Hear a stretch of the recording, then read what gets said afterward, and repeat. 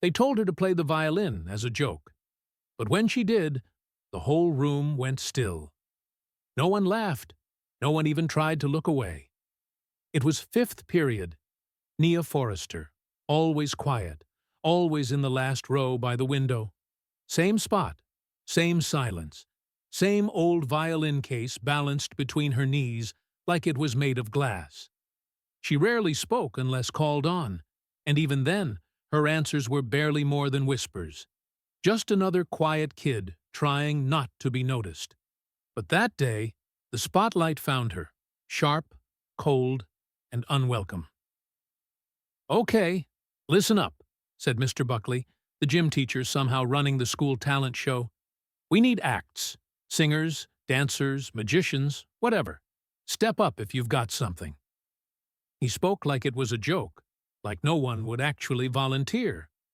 Then Miss Dorsey, the math teacher in her usual beige cardigan, raised an eyebrow and tilted her head toward Nia. "What about our little violinist over there?" she said, loud enough for the whole room to hear. Buckley chuckled. "Yeah, Nia, you've been dragging that thing around all year. Time to prove it's not just for decoration." The class broke into giggles. Nia didn't move at first, but then she stood. It wasn't cruel laughter, not exactly, but it wasn't kind either. Just the teasing kind, the kind that hides behind a smile and calls itself harmless. Nia's grip tightened around the handle of her violin case. She didn't look up. Not yet. A boy nearby muttered something about screeching cats. Someone else mimicked a high-pitched squeal like a dying instrument. The laughter caught like a spark in dry grass. Miss Dorsey smiled, like she'd just offered a compliment. "Just teasing, sweetheart," she added, as if that made it fine. That's when Nia lifted her head, not toward the kids, not at the teachers, but somewhere past them. "I'll do it," she said. Her voice was calm, steady, like she was reading the lunch menu. The room froze. Even Buckley blinked. "You serious?" Nia didn't respond. She just reached for the clipboard, scribbled her name, and handed it back. No hesitation, no fanfare. Miss Dorsey let out a chuckle, but it landed awkwardly, like she'd swallowed the punchline. "Well, that's the spirit," she said, but her smile was thinner now. She hadn't expected Nia to agree. She'd expected her to fold, to disappear. The rest of the day moved on. Bells ringing, lockers slamming, sneakers squeaking on tile. But something in the air had shifted. Slight, invisible, but real. Here's the thing. They didn't know her. Not really. They saw a quiet black girl who barely spoke, who carried a violin like she was trying too hard. That's all they saw. They didn't know about the cramped apartment she shared with her mom and little brother. They didn't know she practiced with a towel stuffed under the door to muffle the sound. They didn't know the violin wasn't just a hobby. It was hers. The one thing no one could take away. And now, they were going to hear it. But just because she said yes didn't mean she wasn't scared. At school, Nia Forrester blended in. Quiet, easy to overlook. But at home was different. The second her bedroom door shut, the violin came out. No breaks, no noise, just her, the music, and the chipped paint on her walls. From the kitchen, her mom's voice floated in. "You home, baby? You eaten yet?" "Not hungry," Nia called back. "You better eat. Don't make me come in there." Nia smiled faintly. Her mom always said that, but she never interrupted practice. Not once. Monica Forrester worked nights cleaning offices downtown. She left around 6:30 every evening just after dinner, and didn't come back until the sun rose. Nia knew her mom was exhausted.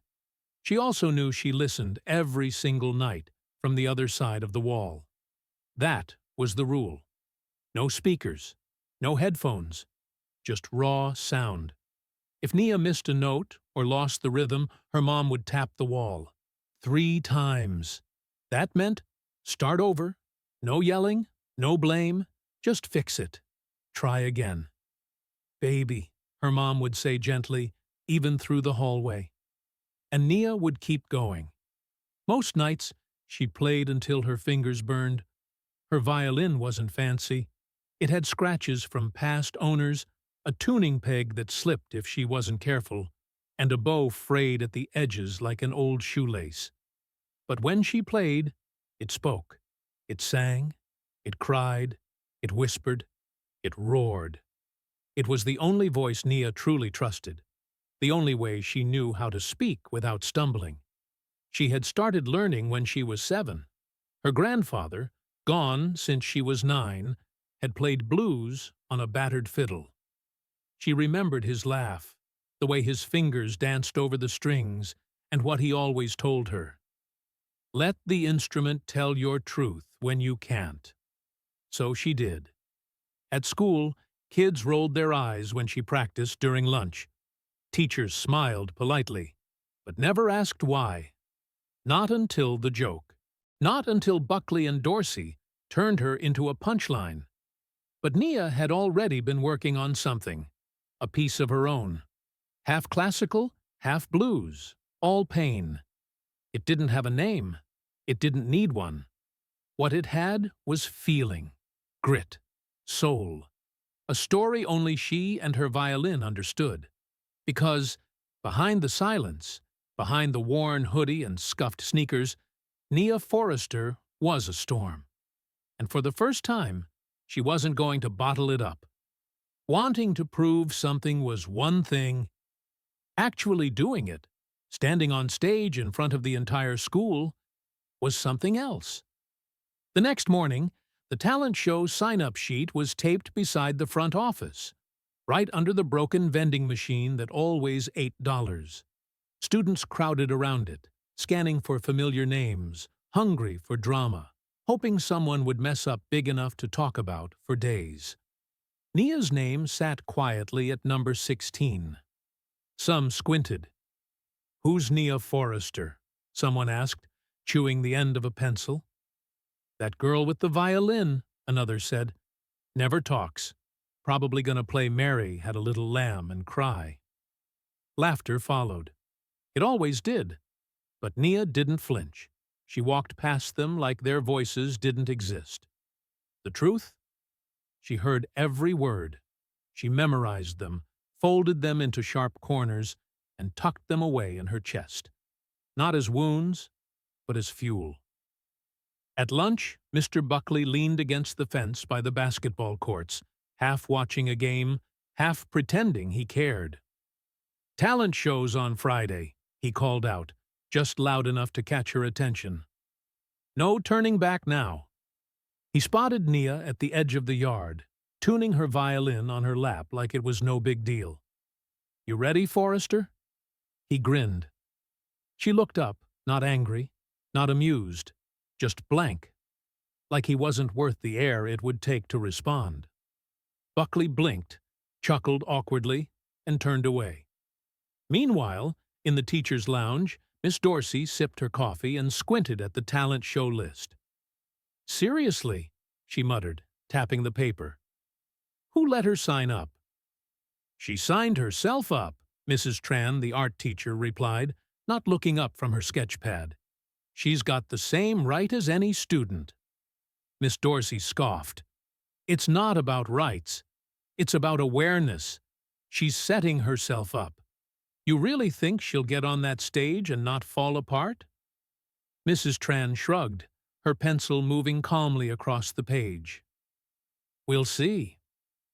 "Maybe she'll surprise you," Mrs. Tran said softly, then turned back to her crossword. Miss Dorsey didn't respond, but the way her jaw tightened said enough. She wasn't ready to admit she might be wrong. That afternoon, Nia sat cross-legged on her bed, violin resting beside her, a blank notebook balanced on her knees. She stared at the page, like it might speak first. Her mom leaned in the doorway, drying her hands on a dish towel. "You sure you want to do this?" she asked gently. Nia nodded without looking up. "I already said yes." Her mom crossed the room and sat beside her, picking up the old bow. She turned it in her hands like it was something fragile and powerful at the same time. You don't gotta prove anything to people who don't even see you. You know that? Nia nodded again. I'm not doing it for them. Then who? She paused, eyes drifting to the faint water stain in the corner of the ceiling. Me, I guess. Her mom smiled, pulled her into a side hug. Then do it right. By midweek, the whispers at school were louder, heavier. Bets were placed. Some swore she'd back out. Others predicted she'd freeze under the lights. A few claimed she might actually play, but couldn't say it without laughing. Only one person really talked to her. Malik, a quiet seventh grader who played piano in the music room after school, caught up with her near the library. You doing an original song or something famous? He asked. Nia blinked, surprised anyone had even asked like it mattered. She glanced down at the notebook in her hand. I'm working on something of my own, she said. Malik nodded like he understood. Cool. Let me know if you ever want to jam. Then he walked off, leaving Nia standing still for a second. A little stunned, a little lighter. Original, Malik said with a nod. Good. Do something they can't compare to anything else. She didn't smile back, but she gave a single nod. That was enough. Friday came fast. The gym was transformed into a makeshift stage. Folding chairs lined up in uneven rows, the floors still marked from dodgeball games, a mic that squeaked every time someone touched it. Parents would come later, but for now, it was just students and teachers. One by one, the acts went up. A girl sang off-key to a pop song. A group of boys did a sloppy dance routine. A kid told knock-knock jokes that barely landed. The crowd clapped after each performance, some polite, most sarcastic. Phones were out, recording every second, waiting to catch a fail. Backstage, Nia sat alone, violin across her lap, fingers tapping its worn wood like Morse code. She was number 16. When they finally called her name, heads turned. Most didn't recognize it. Some whispered, "Wait, who?" "Oh, her? The quiet violin girl?" Nia stood. She didn't look nervous, but inside, her heartbeat thundered like applause. No one expected what came next. The hallway outside apartment 3C always smelled like old carpet and reheated noodles. It was the scent of coming home, of routine, of practice. Every day after school, Nia would drop her backpack, skip the snacks, silence her phone, and go straight to her violin. No breaks, no excuses, just her and the music. The piece she planned to play tonight didn't have a name. It didn't need one. It had ache and heat and silence and storm. It was every eye roll, every whisper, every doubt turned into sound. It didn't need a name. It began soft, just a few delicate notes, like something sneaking out from under a locked door. Then came the shift, sudden and sharp, the kind that made people sit up straighter without realizing why. That shift was what she worked hardest on. Her grandfather used to say, "Make them feel like they've been dragged through something real. Then give them peace at the end." Nia practiced barefoot on the carpet, toes curling when she hit a wrong note. No sheet music, just memory, just muscle. Everything lived in her head and hands. They moved like they'd done this for 20 years, but it wasn't effortless. Her bow was fraying at the edges. The E string buzzed when she pressed too hard. The bridge leaned slightly to the left, always threatening to give in. She had to retune every few hours. Still, she never complained. One night, as she played with the hallway light casting shadows on her wall, her little brother, Miles, 6, curious, always asking questions, appeared in the doorway. "You gonna win?" he asked. Nia shrugged, fingers still moving. "Don't know." "Why don't you play happy songs? he added. She paused, meeting his eyes. I do. Miles scrunched his nose. Could have fooled me. They sound like crying sometimes. Happy and sad can sound the same, she said. Miles didn't get it, not really, but he nodded anyway and wandered off. Later that night, around midnight, her mom came in. Keys dropped on the counter, feet swollen, uniform smelling like bleach. You still at it? Nia was stretched out on the floor, her violin beside her like a sleeping pet. Almost done. Her mom stepped over her, disappearing into the bathroom. When she returned, she brought a damp towel and sat beside Nia, gently pressing it against her hands. You push too hard, she said. Your hands will give out. They already feel numb. Exactly. They sat in silence. Not awkward silence, just the kind that only comes after years of knowing each other's edges and pauses. You sure about tomorrow? Nia didn't blink, didn't flinch, just stared at the ceiling. Monica studied her daughter. Those steady eyes, still shoulders, trembling fingers. All right then, she said softly. Make them listen. The morning of the show, Nia barely touched her food, just a dry piece of toast and a glass of water. Her hands were stiff, so she kept stretching them, again and again. On the way to school, her mind didn't wander. No daydreams, no fear, just focus. When Nia arrived, the gym smelled of too much floor cleaner and too many bodies crammed into folding chairs. She peeked behind the curtain. The room was packed. Whole classes, teachers, staff, even the janitor. The assistant principal stood near the back, clipboard in hand. Phones were raised like cameras in the hands of hungry vultures. It wasn't nerves that hit her. It was heat. Her face burned, her fingers shook, her stomach twisted. 16? Someone whispered backstage. She's number 16. The whisper felt louder than it should have. Nia found a corner, sat down, her violin resting on her knees. She closed her eyes, shutting out the world. She didn't think about Buckley. She didn't think about Dorsey. She didn't think about the kids waiting to laugh. She thought of her mom's hands, wrapped in a towel. She thought of Miles standing in the doorway, his big eyes watching her. She thought of her grandfather's words. Make them feel it. That was all she had to do. But in that moment, she knew. 1 second was all it took. One shaky note, one slip of the bow, and it would all fall apart. They called her name like they weren't sure how to say it. Next up, Nia Forrester. The room didn't clap right away. Just a few awkward taps, some murmurs, a cough, a sneaker squeaking on the floor.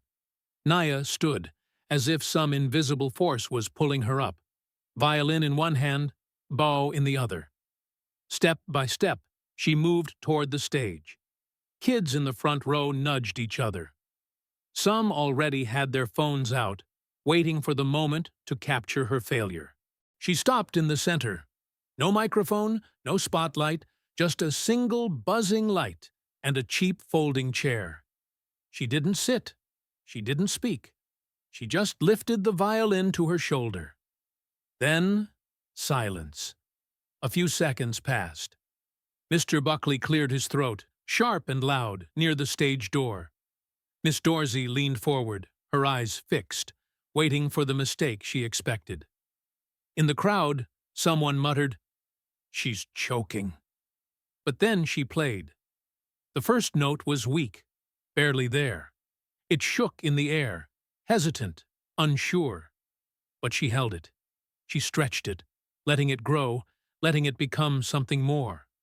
By the fifth note, the gym was silent. No whispers, no laughter. Just Nia. The music didn't sound like anything they recognized. Not a pop song, not a movie tune. It was deeper, rawer. Her bow moved as if her whole body was speaking, trembling with something untold.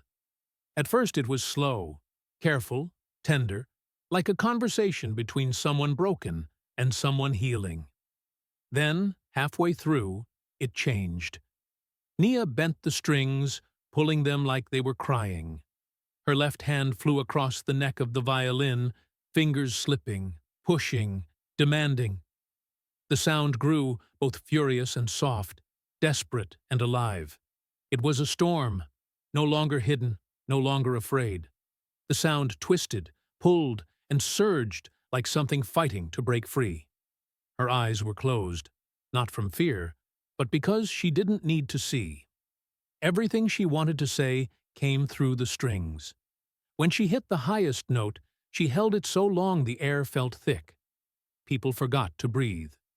Even Buckley, who had been scrolling on his phone earlier, froze, his fingers still. A few teachers leaned forward, their expressions uneasy, maybe even guilty. Miss Dorsey stayed silent, her lips pressed together, watching with intensity. As the music slowed, Nia stretched the last note like a thread unraveling. It didn't fade. It lingered, stretching time itself. The gym felt suspended in that moment, as if the entire world had paused. When she finished, she didn't move. She just stood there, bowed down, violin pressed to her chest like a heartbeat, steady, relentless. The gym was completely silent. Then a single clap from the back.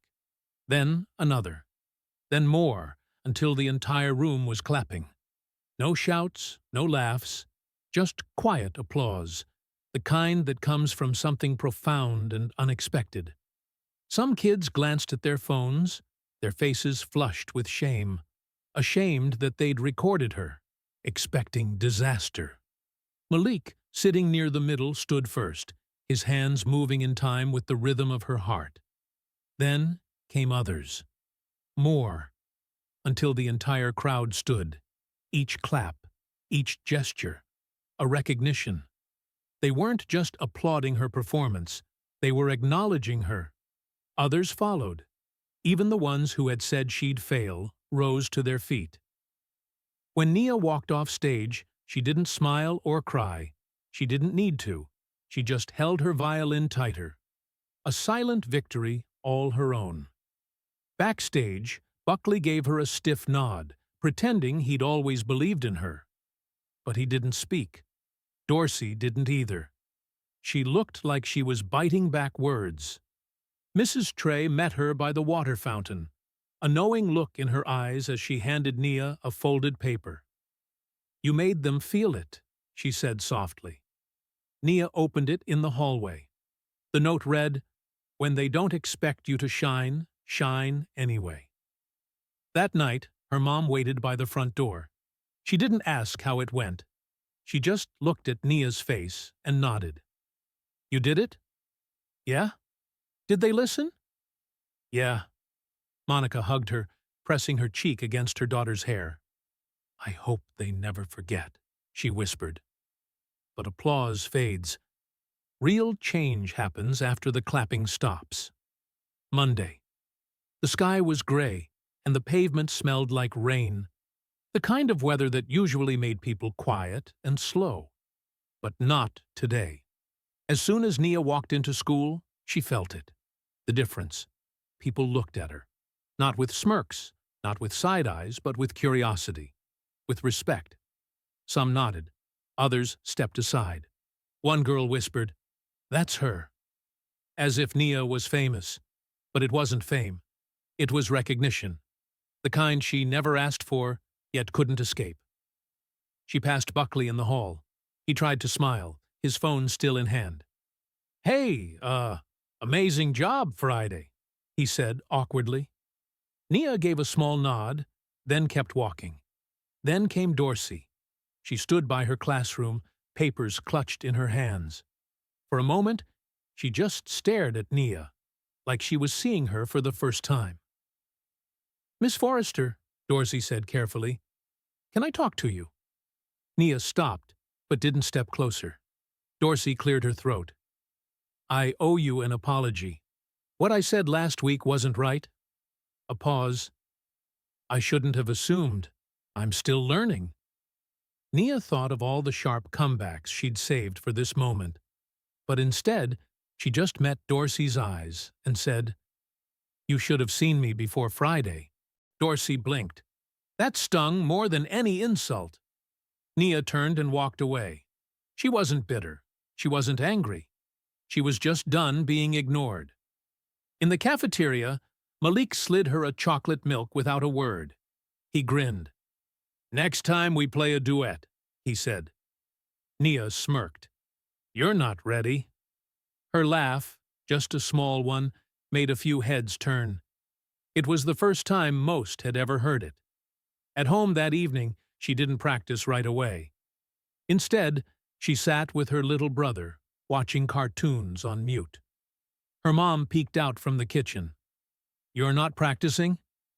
"Not tonight," Nia replied. "You good?" She thought for a second, then nodded. "Yeah, I'm good." Not everyone clapped because they cared. Not everyone who stood that day truly changed, but some did. And sometimes, that's enough to spark something. Some people won't see you until you force them to listen. So play your truth anyway. If you've ever been doubted, ignored, or laughed at, remember Nia. Remember that silence can be powerful, but your voice, whatever form it takes, is louder. Tell your story. Let them hear it.